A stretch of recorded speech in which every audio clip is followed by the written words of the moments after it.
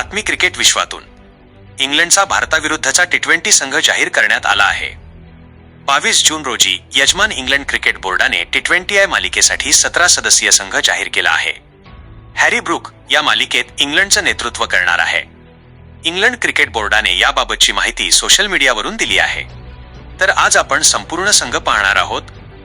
त्यासाठी व्हिडिओ शेवटपर्यंत पहा. चॅनलवर नवीन असाल तर चॅनलला सबस्क्राईब करा. व्हिडिओ आवडल्यास व्हिडिओला एक लाईक जरूर करा. मित्रांनो, 1 जुलैपासून भारत आणि इंग्लंड यांच्यात 5 टी20 सामन्यांची मालिका खेळवली जाणार आहे.